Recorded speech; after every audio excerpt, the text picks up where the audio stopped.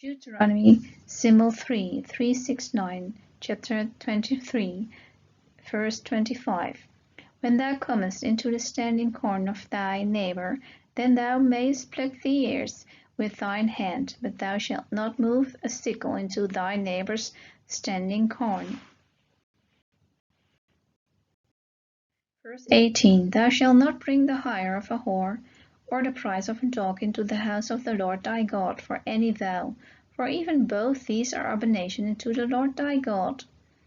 Verse 19. Thou shalt not lend upon usury to thy brother, usury of money, usury of victuals, usury of anything that is lent upon usury. Verse 20. Unto a stranger thou mayest lend upon usury, but unto thy brother thou shalt not lend upon usury, that the Lord thy God may bless thee in all that thou settest in thine hand to, in the land whither thou goest to possess it. Verse 9. When the host goeth forth against thine enemies, then keep thee from every wicked thing. Verse 10. If there be among you any man that is not clean by reason of uncleanness, then chanceth him by night, then shall he go abroad out of the camp, he shall not come within the camp. Verse 11. But it shall be, when evening cometh on, he shall wash himself with water, and when the sun is down, he shall come into the camp again. Verse 24. When thou comest into thy neighbor's vineyard, then thou mayst eat grapes thy fill at thine own pleasure, but thou shalt not put any in thy vessel. Verse 15. Thou shalt not deliver unto his master the servant, which is escaped from his master unto thee. Verse 16. He shall dwell with thee, even among you, in that place which he shall choose in one of thy gates, where it liketh him best. Thou shalt not oppress him. Verse 17. There shall be no whore of the daughters of Israel, nor a sodomite of the sons of Israel.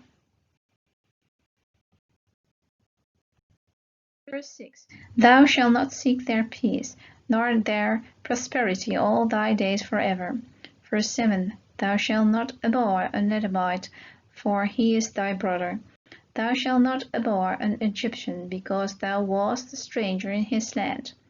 Verse 8. The children that are begotten of them shall enter into the congregation of the Lord in their third generation.